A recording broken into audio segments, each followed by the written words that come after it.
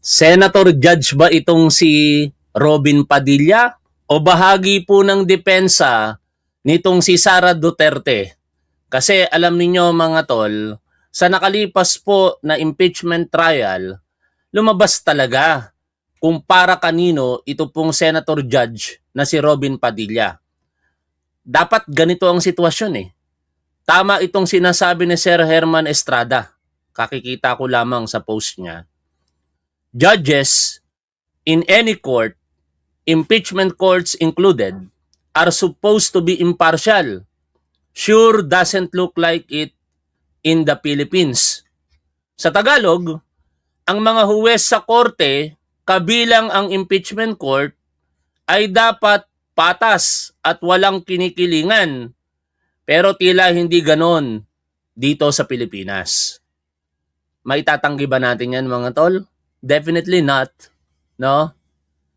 Kitang-kita po natin kung paano kumikiling itong si Robin Padilla pabor para kay Sara Duterte, Senator Judge yan, ha? Bakit ko po sinasabi?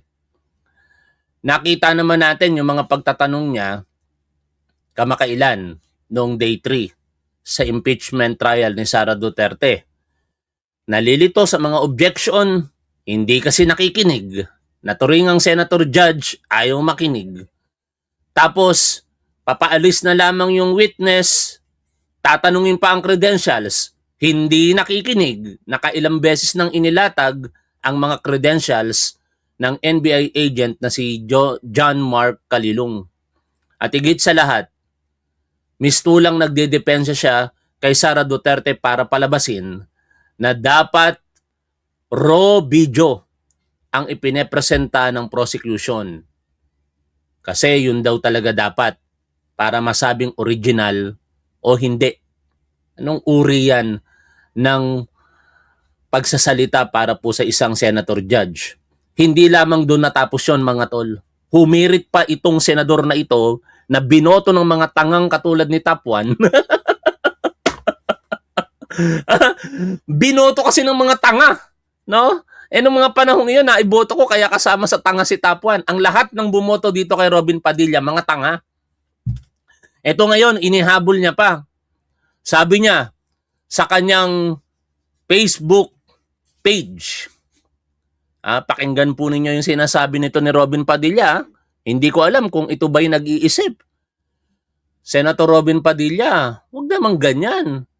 Graduate ka ng criminology. Graduate din ako ng criminology. Nakakahiya naman yung profession natin pagka ganun. Ako nang liliit eh. Biruin mo, parehas tayong graduate ng criminology tapos puro ewan ko kung anong interpretasyon ang masasabi natin sa mga sinasabi nitong si Robin Padilla. Kayo na ang humusga. Sabi niya, ibang klase talaga ang mga bayaran. Wika ba ito dapat ng isang senator judge? Nanghuhusga. Ibang klase talaga ang mga bayaran. Kahit alam nila ang katotohanan, ay ililigaw ninyo ang mga tao. Aba, locus talking. Napapaligiran ka, Robin Padilla, ng mga nanliligaw ng tao. No? Yung mga nakapalibot sa iyo, yung mga DDS vlogger at yung mga tatanga-tangang DDS, puro panliligaw sa mga tao ang ginagawa niyan. Nagpapakalat ng mga impormasyon na walang katotohanan. At sabi nga ni Nino Barsaga, hindi naman sa akin ang galing yon, maraming mga DDS ang bayaran. I do not know kung Facebook o YouTube ang nagbabayad sa kanila o mga politiko o yung mga pinagsisilbihan nila. Kasi pwede namang bayaran sila ng Facebook at YouTube katulad ni Tapuan. Ako'y bayaran ni YouTube at Facebook. Pero hindi dapat sinasabi ito ng isang senador. No? Biruin mo, senador ka, tapos ganito ang sasabihin mo sa harapan ng publiko. Ibang klase talaga ang mga bayaran kahit alam nila ang katotohanan ay ililigaw ninyo ang mga tao. Dapat nagpangalan ka na lamang dito. Ang Zoom, ito na, ay makakapag-record ng kahit anong nangyayaring conversation, maging personal o live. Nakikita niyo yung litanya dito ni Robin Padilla, mga tol. Hindi na po ito akto ng isang senator judge. Ito ay pangangatwiran para sa depensa na hindi nga ginawa ng depensa. Bakit? Mamaya mapapakinggan po ninyo sa mga balita at sa reaksyon ng talagang mga magagaling na abogado na itong mga sinasabi ni Robin Padilla ay actually wala nang kwenta ito kasi na-prove na ang pinakitang video sa pamamagitan mismo ng paggamit dito ng depensa ay mistulang inamin na nila na nangyari talaga yung mga sinabi na yon ni Sara Duterte. Kaya sa pamamagitan nga ng paggamit na yun ng depensa, inaamin na nila. Wala na silang question doon sa authenticity. In fact, ginawa pa nga nilang dahilan yung bahagi ng video na yon para pangatwiranan kung ano yung mga nasabi eventually ng sabi ni Ramon Tulfong baliw daw na si Sara Duterte. Makikita mo yan sa screen. The host can do live stream and record it, sabi niya. May built-in Zoom recording. Yan ang original copy na tinatawag, recorded ng kung sino man ang nagsagawa ng Zoom meeting o interview. Lahat ng kumopya dyan sa live feed, maging anuman yang galing sa internet, duplicate na yan, anything recorded as duplicate can be manipulated. Yung original recorded file ng gumawa ng Zoom meeting yun ang raw at siguradong walang manipulation. In short mga tol, pinalalabas si Robin Padilla na yung mga napanood natin hindi totoo. Manipulated. Anak ng teteng naman, Robin Padilla, wag mo namang gawing tanga ang mga tao. Doon ka dapat mag-authenticate, hindi sa kinuha mo lang sa internet. Trabaho ng investigator, hanapin ang raw o ang originally recorded ng creator ng meeting o ng interview. Ito pa dagdag niya, nagmayabang pa. Parang yung pagmamayabang niya sa usapin ng pamamaril, no? Inihalimbawa niya pa ang kanyang sarili na tinuruan daw siya ng kanyang mga magulang. Eh, anong nangyari? Nakulong ka nga. Kulong ka for illegal possession of firearms. Di palpak ang pagtuturo sa iyo ng mga magulang mo kung ganun ang katwiran mo. Ako ay 40 years na sa paggawa ng pelikula at telebisyon. Ang certification ko sa mass media ay experience mula sa old school hanggang ngayon sa technology. Isa lang ang laging source ng lahat ng copy, raw file, the original. Yun ang laging basihan, hindi ang duplicate file. Wag ako ang questionin nyo sa mass media. Questionin nyo ang bagong graduate, hindi ang matanda na sa mass media. Goodness. O, may pagganong-ganong pa siya. You should be teaching the Filipino people of facts, not misguiding our people. You call yourselves experts? Kailan ba kayo pinanganak sa industriya ng media? At mga kasama ko na sa media? Hindi naman lahat. Asan naman ang inyong duty sa taong bayan para makapagturo ng tama para hindi makapagligaw? Passion and love for the job should never be compromised. Dapat, Senator Robin Padilla, tumingin ka sa salamin bago mo sinasabi ang mga salita na ito. Kasi kung meron mang nanliligaw ngayon sa tao, ikaw yon, Senator Robin Padilla. Not even itong mga abogado ni Sara Duterte, hindi na punto sa kanila yan. Kasi ganito, no, ang pinagbabasihan.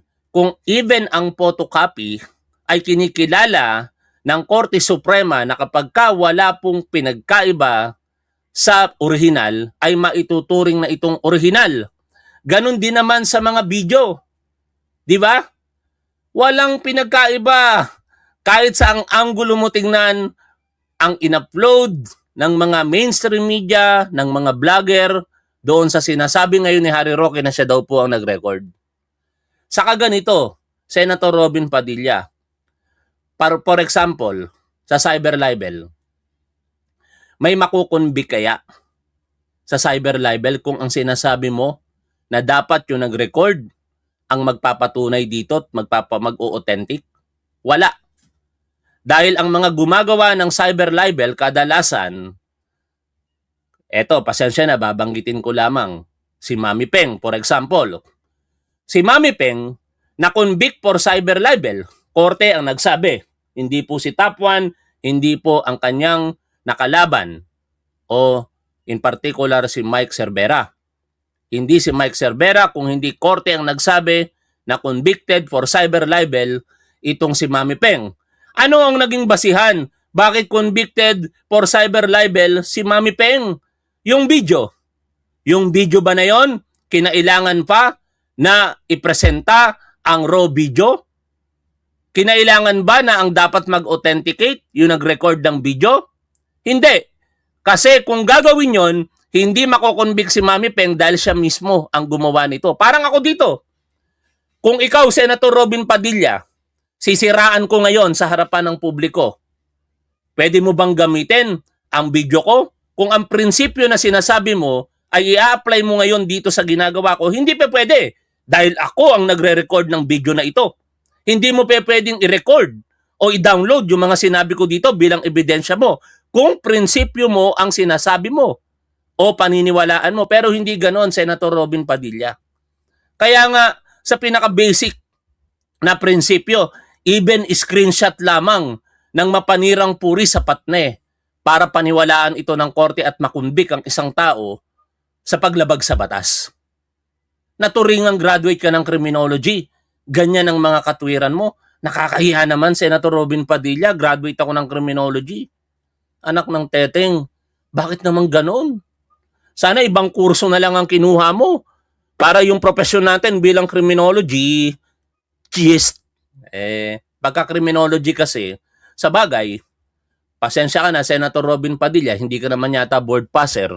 Sabi mo nga dyan, experience lang ang pinanghawakan mo, 40 years. No? Ngayon, puntahan po natin ang balita kaugnay po niyan.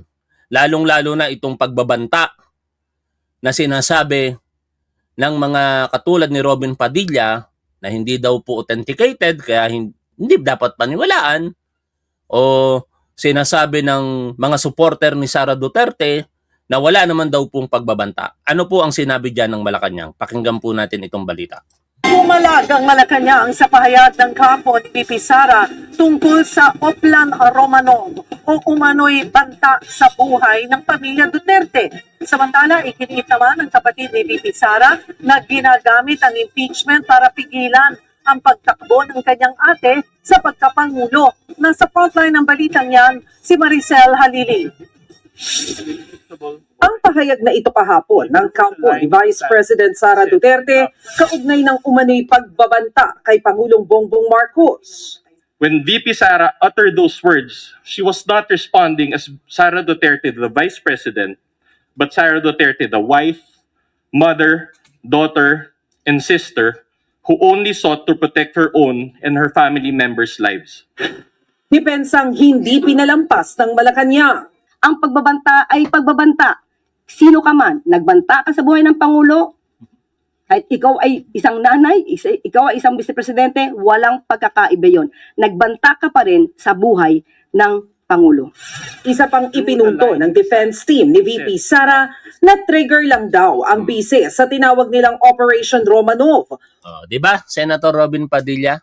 Nakikinig ka ba bilang Senator Judges? Wala ngang question sa authenticity ng video itong depensa. Pero ninyo, yan ang isa sa malaking pagkakamali ng depensa Pabor para depensa na disfavorable para kay Sara Duterte. Bakit?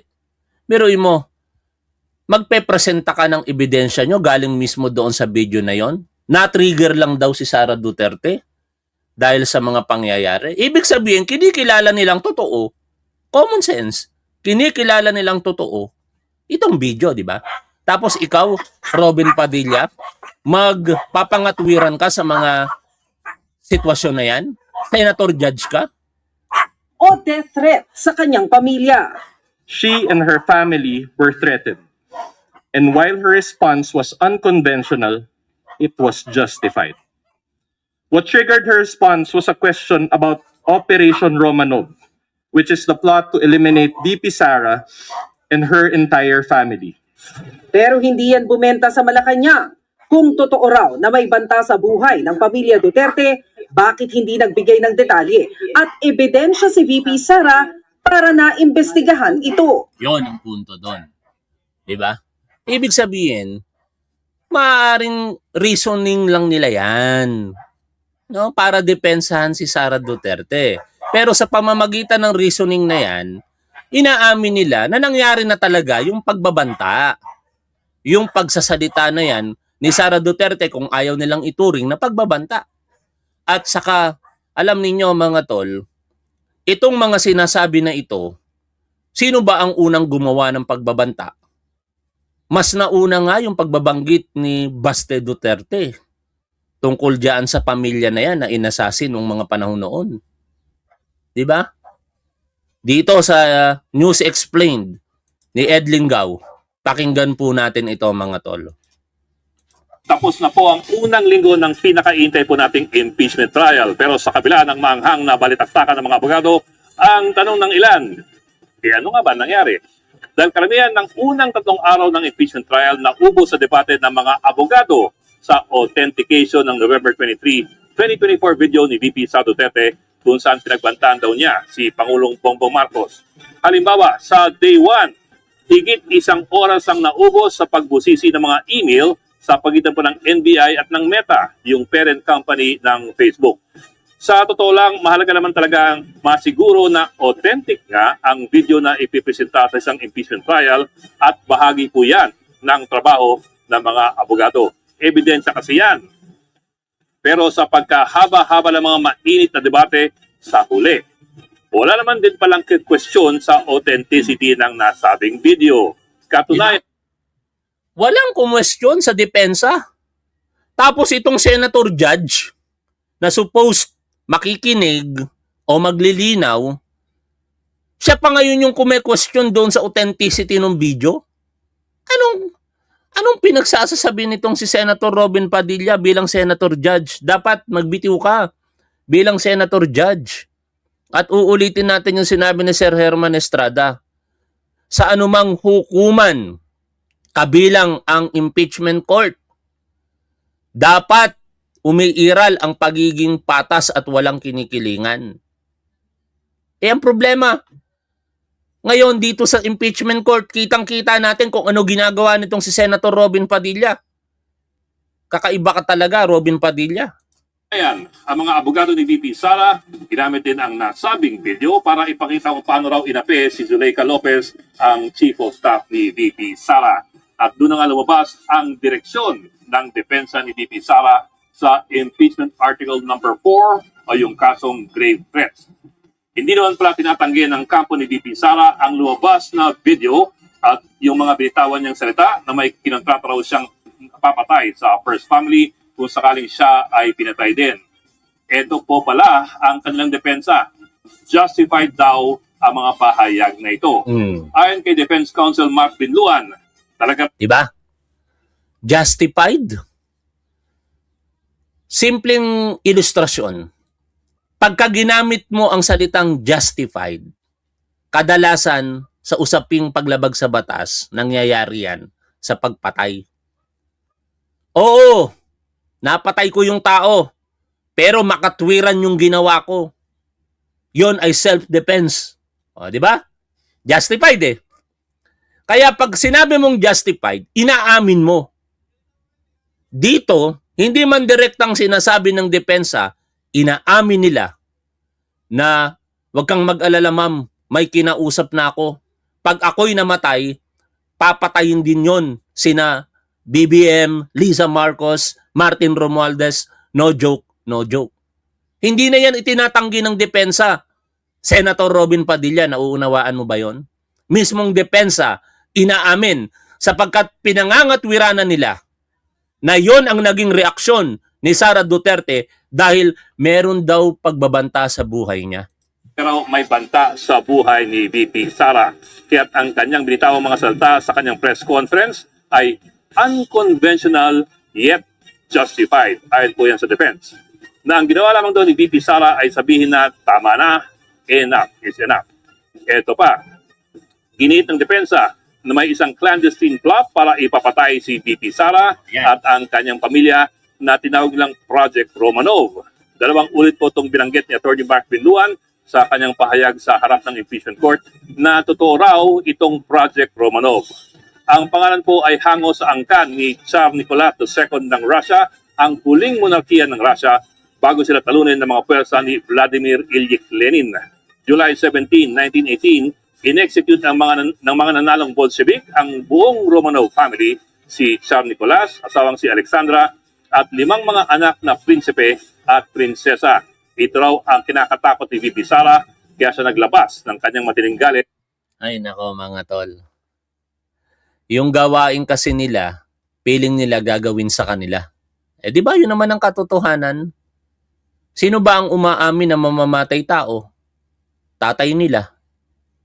Sino ba ang tinuturo ng isang witness na mamamatay tao? Si Sara Duterte. Kung matatandaan ninyo, si Arturo Las Cañas sa series of interviews niya, sinabi niya na si Sara Duterte ang nagpasimula ng Oplan Tokang sa City of Davao nung mayor pa ito. Sa panahon ng noon ay Chief of Police na si Bato de la Rosa. Mapapanood po natin yan sa YouTube, sa mga mainstream media interviews kay Arturo Las Cañas. Ayaw ni Sara Duterte, di umano, nang pinapatay harap-harapan ng tao. Ang utos, kikidnapin at saka papatayin at wawalain na lamang at idedeklarang missing in person. Oh. Sino ba ang may history ng violence?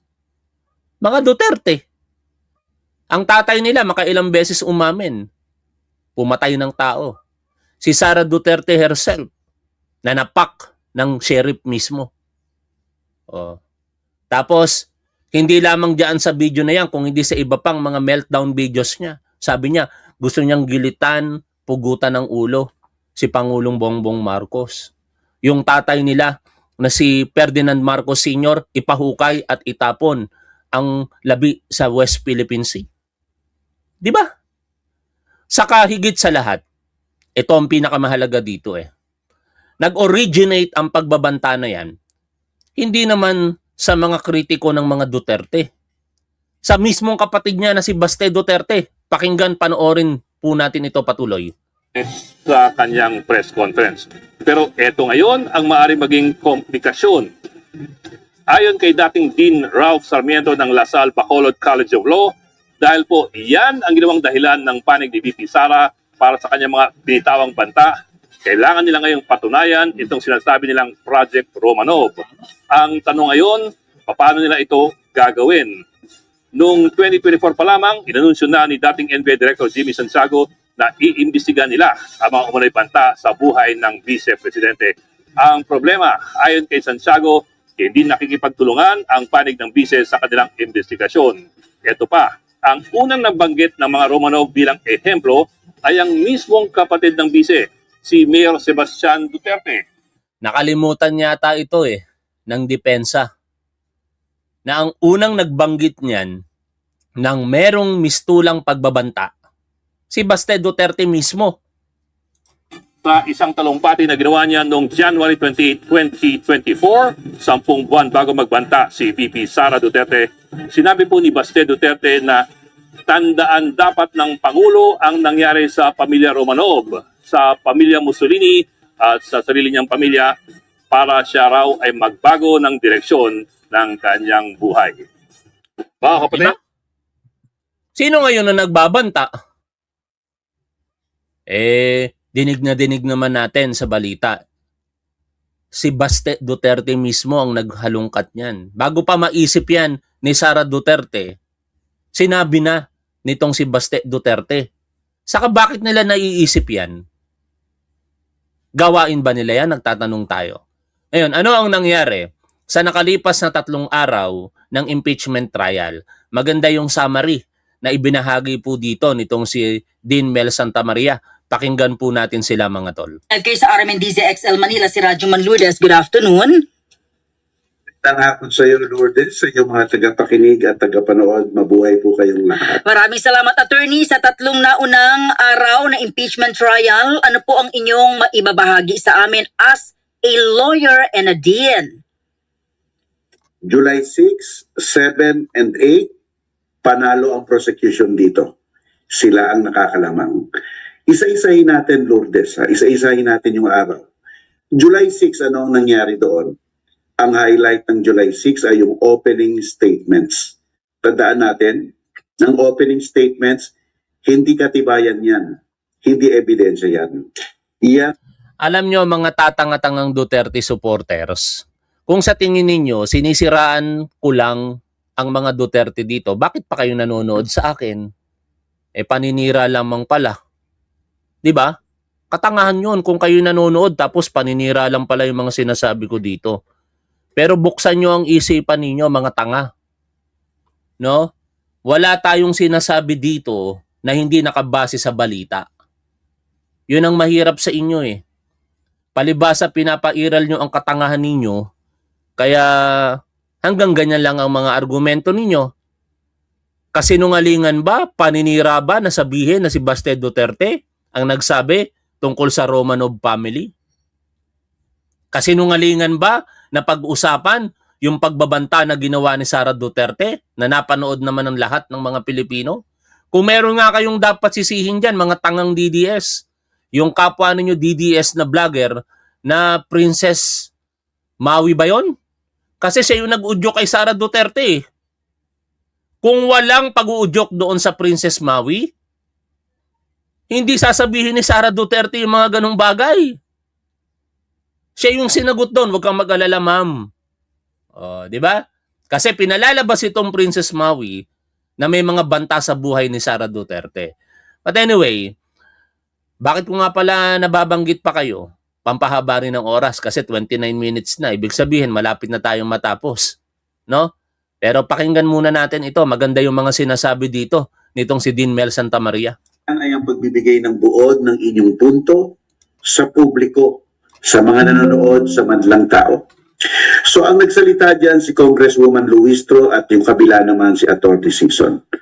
Ang style ni Congressman Luistro ay ibaba ang pag-uunawa ng kaso sa taong bayan. Kaya ang mga ginamit niyang kataga, yung mga ganito, halimbawa, sa parang salaman kayo nakakita ng presidente na may kaibigang assassin. Ngayon lang, parang ganun sinasabi niya. Tapos sinabi niya, tungkol sa pera, nasaan yung diferensya? Tapos yung mga kanyang example, yung mga barangay treasurer na pinanagot. Bakit hindi? So ang ginawa niya, na-capture niya yung high moral ground at saka na-connect niya yung emotional gravity ng sitwasyon para sa taong bayan. Yan ang ginawa ni Luistro. Doon naman sa kabila, si Atty. Sison, magaling rin naman siya. Kaya lang, ang approach niya para siyang profesorang nagle-lecture sa ating lahat. At ang mga katagang ginagamit niya, hindi minsan sa pangkaraniwang tao marahil hindi na naiintindihan. Yung mga shifting of the burden of evidence, o yung mga ganyan, yung mga locus standi, presumption of innocence, yung mga technical na katagang yan. So sa unang araw, bagamat pareho ay magaling, ang sa tingin ko, ang Yun ang hindi naisip ng depensa eh, no? Simpleng statement na nga lang, hindi pa makaunawa itong mga tatanga-tangang DDS. Gagamitan mo pa ng mga terminong locus standi at kung ano-ano pang mga legal na terminology. Kaya tuloy ang naging focus ng mga tatanga-tangang DDS, hindi yung sustansya ng mga sinabi ng bawat abogada. Sa parte ng prosecution, si Congresswoman Jinky Luistro at itong si Atty. Sison ng depensa. Ang pinukusan nila, hindi yung mga sinabi kung hindi yung laway sa gilid ng labi nitong si Congresswoman Jinky Luistro. Pero talong-talo kasi sila eh, alam nila eh. Yung nilalaman ng mga sinabi ni Congresswoman Luistro ay talagang tagos sa puso ng bawat Pilipino. Samantala, yung inaargumento nitong Atty. Sison bilang lead counsel ni Sara Duterte ay panggagaslight lang, no? Sasabihin, 32 million ang bumoto kay Sara Duterte kaya hindi siya dapat maalis bilang sa isang impeachment process. Pwede ba yon? Kung gano'n ang sistema, mangangarap na lang ang mga walang hiya na makakuha ng maraming mga boto at wawalang hiyain ang gobyerno, ang taong bayan, at hindi sila pwedeng panagutin kasi maraming bumoto sa kanila. Ganon ang argumento ng depensa. Isang malaking katangahan para sa akin yon mga tol. ang nag-resonate sa mga taong nanonood sa publiko ay yung pagsasalita ni Congresswoman Luistro. Siyang nanalo doon. So sa Punta- yes sir. Pangalawa. Punta tayo sa pangalawang araw. Sa July 7, ito na ang Lourdes, ito ang boring part. Ito ang pagpapresenta ng ebidensyang napakadami. Lalong-lalo na yung videotape kung saan nakita ang Vice Presidente na ginagawa yung kanyang mga pinagsasabi patungkol sa Presidente, First Lady at Speaker of the House. Yan yun. So, ang punto ng pagpapresenta ng ebidensya ay maipasok mo lahat. Lahat ng dapat mong gustong ipasok, pasok sa record. Madami man ang objection dito, objection dyan, talumpati dito, debate dyan. At the end of the day, kung naipasok mo lahat, tagumpay ka. So therefore, natapos ang July 7, pasok lahat ng ebidensya. Lalong-lalo na yung digital device na nagpakita ng video ni Vice President Sara. Ang pangatlong araw, July 8, ito ang pagkakataon na cross-examine naman ng kabilang parte, yung si NBI forensic agent na si Kalilong. Ano ang punto ng cross-examination? Ang punto dapat ng cross-examination matibag yung punto nung nakaraang araw. Ang punto nung nakaraang araw ay napakita ang isang video na kung saan nagbigkas ng mga sinasabi si Vice President at nagkano pa na may mga affidavit of authentication of the digital evidence pa. Yun ang narinig natin. Sa cross-examination, dapat ang punto mo, tibagin yun. Talagang sirain ang credibility nun. Kaya lang ano nangyari, Lourdes? Nakarinig ka ba ng cross-examination o tanong man lamang discussing the science and technology of a digital video? Wala. Wala eh. Halos wala. Hindi talagang binira yung integrity, authenticity. Bakit? Kasi alam naman ng depensa na hindi na nila kayang pabulaanan pa. Kaya nga nagtataka ako dito kay Robin Padilla bakit niya ipinagpipilitan yung authenticity ng video. Kung mismong yung defense lawyers nitong si Sara Duterte ay aminado na doon sa katotohanan na nagsalita si Sara Duterte ng mga bagay na yon. Anong masasabi ninyo dito sa ating topic mga tol? I-comment nyo na lamang dyan sa chat area. Kung gusto nyo bumili ng t-shirt, makipag-ugnayan po kayo kay Topwife sa kanyang messenger. Nasa 30 plus na yung pre-order natin. Once na ipagawa na namin yan sa production, hanggang doon na lang. Siguro maglalabas na lang ako ng panibagong edition ng Top 1 shirt kung sakasakali. Maraming salamat sa inyong suporta sa ating programa. Lagi nating tandaan kung ano ang tama at dapat doon po tayo. Keep safe. See you always. Bye for now mga tol.